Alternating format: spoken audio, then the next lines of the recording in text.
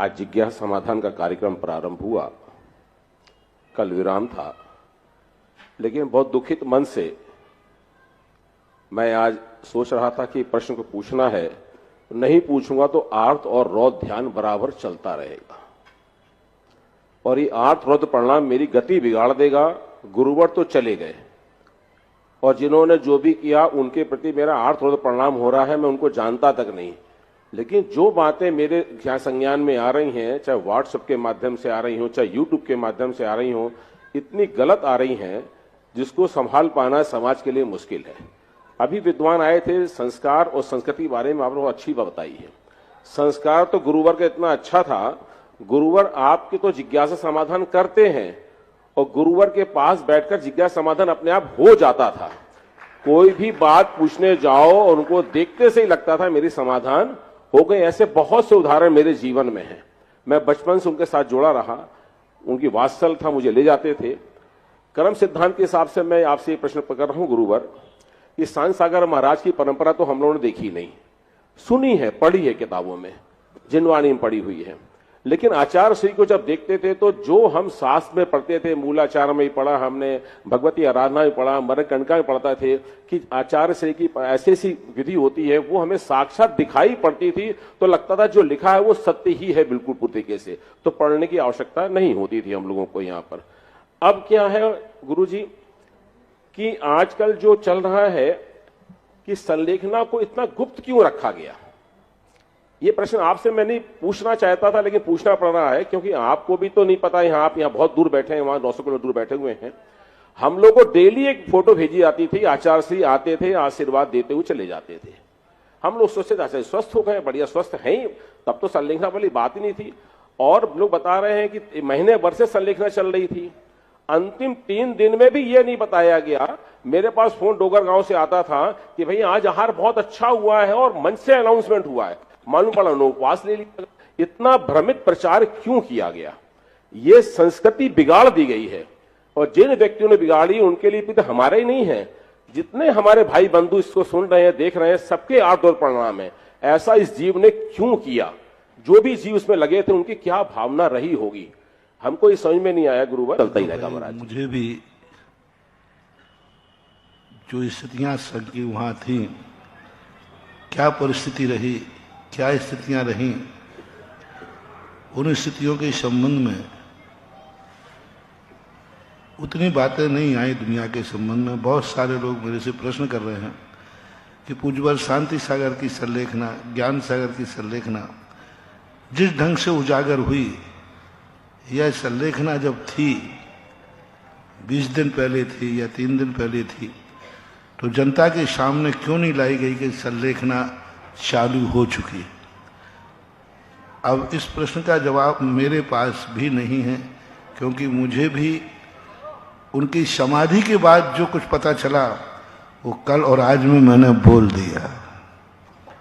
जो भी मेरे पास था, जितना मेरे पास आया, और भी बताता रहूंगा जितना हो रहा। अब संलेखना गुप्त क्यों रखी गई, परिस्थितियां क्या थी? कई बार ऐसी स्थितियां बन जाती हैं, कोई छपक की, बीमारी की, असाध्यता की, कि उसके संबंध में जो भैयावृत्ति करने वाले हैं वो निर्णय नहीं कर पाते कि क्या करें, समाज के सामने रखें या नहीं रखें। ये निर्णय करने की स्थिति में नहीं आ पाते।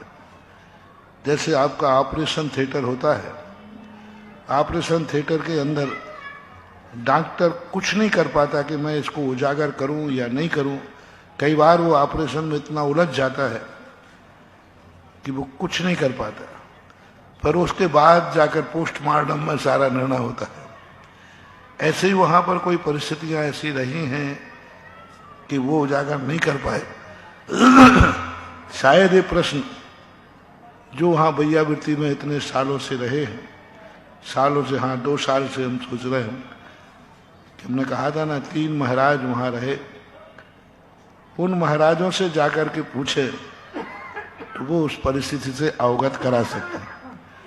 मैं तो उसी उतनी ही बात पर, और मेरा तो पूज्य गुरुदेव का अनंत अनंत उपकार के कारण से हमें तो उनमें सब गुण ही गुण नजर आते हैं। अच्छाई अच्छाई नजर आती है, अच्छा ही अच्छा नजर आता है, अच्छा ही अच्छा नजर आ रहा है। अब इन प्रश्नों के जवाब मैं कैसे दूं, क्या करूं, क्या परिस्थिति बनी, क्या नहीं बनी, उस समय की तात्कालिक स्थिति। क्योंकि छपक जो समाधि लेता है उस समय छपक की किसी भी हालत, कितनी भी हालत बिगड़ सकती है, कितनी भी हालत बन सकती है। अब उसको कितने रूप में प्रकट कर सकते हैं, निर्णय नहीं ले पाते, दिमाग काम नहीं करता उस समय भैयावृत्ति करने वालों का कि क्या करें, हम उजागर करें या नहीं करें, निर्णय करें या नहीं करें। तो बहुत बड़ी चीज रही होगी कोई बात। और उस समय की स्थितियां, परिस्थितियां ये तो निश्चित है कि आचार्य श्री असाध्य बीमारी से बड़ी बहुत बड़ा उपसर मानो। हमारे यहाँ ये रोगकृत उपसर, रोग परिचय कहलाता है, अप्रतिकार। अब इसका कोई प्रतिकार नहीं था। ऐसी असाध्य बीमारी तो उनको थी, इसमें कोई संदेह नहीं, डॉक्टर और वैद्य लोग सभी लोग। लेकिन जैसे ही भैयावृत्ति करने वाले होते हैं वो तो प्रयास यही करते हैं कि असाध्य भी साध्य हो जाए, यानी ठीक हो जाए, ठीक हो जाए, अच्छा हो जाए, और ज्यादा आचार्य से जी सके। इसलिए शायद उन्होंने घोषणा नहीं की हो, शायद नहीं, और उनको भी ज्ञात ना हो कि आचार्य श्री इस समय संलेखना में जा रहे हैं। क्योंकि हमारे आचार्य श्री, तुम्हें मालूम है कि मौन में अंदर ही अंदर वो सब कुछ कर लेते हैं।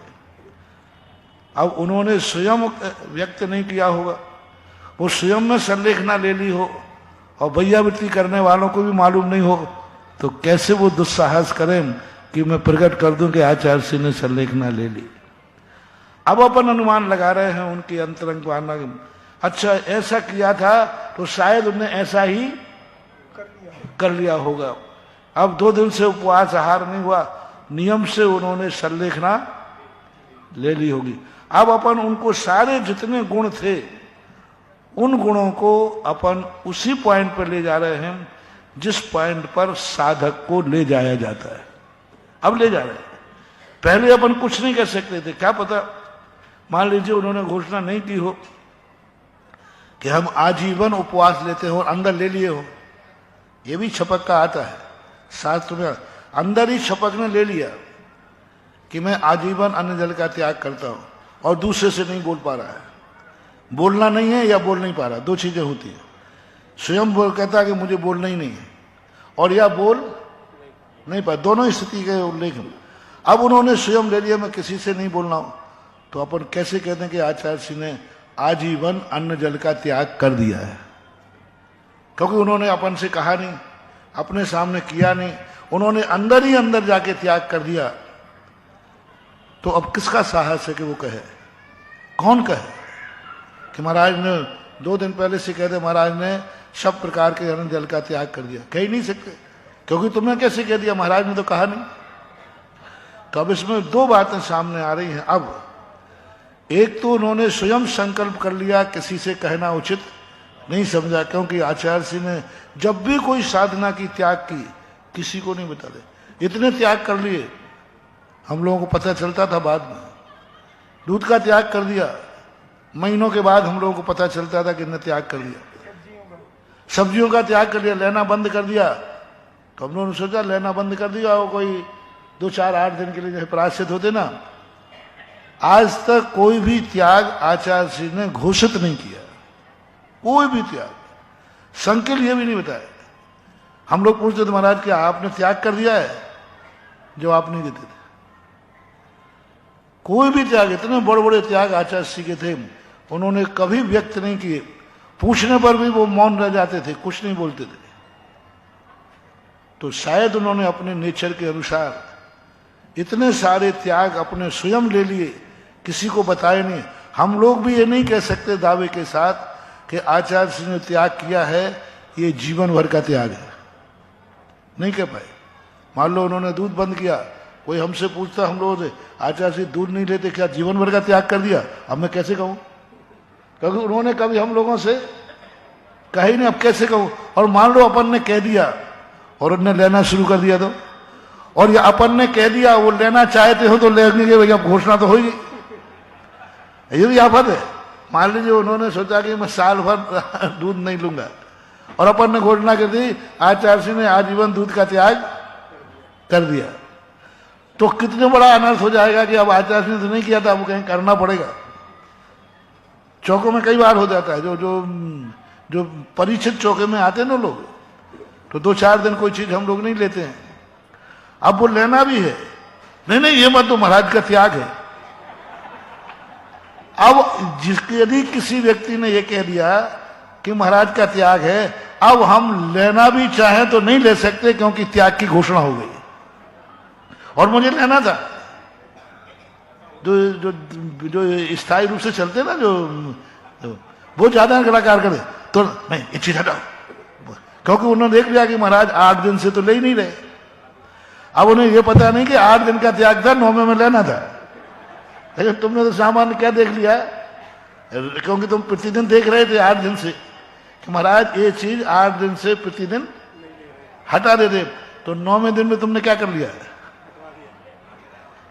पहले ही हटा दिया। महाराज हमें मालूम है किसी ने दिया, तो तुम क्या कहोगे, अरे भाई तुम जबरदस्ती का, मुझे मालूम है मैं महाराज के बाद 8 दिन से आ रहा हूं, ये हटा दो पहले, इसे क्या को रख रहे हो, और 9वें दिन हमें लेना था।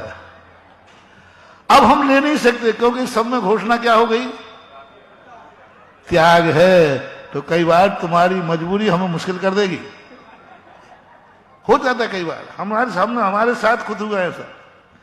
पूज्य आचार्य महाराज के 9 उपवास हो गए सन 1990 में मुक्तागिरी में। प्रतिदिन हम आचार्य से कहते थे कि आचार्य हार के लिए उठे, उन्होंने कहा नहीं आज भी उपवास है, आज भी उपवास। तो 9वां दिन 9 उपवास होने से 10वां दिन था, तो हम लोगों ने समझा आप तो उठेंगे ही नहीं, पक्का है, क्योंकि 10वां तो उपवास सभी करते हैं। और हम लोगों ने सब महाराजों ने बैठे कर लिया, कमंडल ले जाने की कोई जरूरत नहीं, आज तो 10वां उपवास है, आज तो होगा ही होगा। वो तो गलीमत रही कि हम लोगों ने घोषणा नहीं की।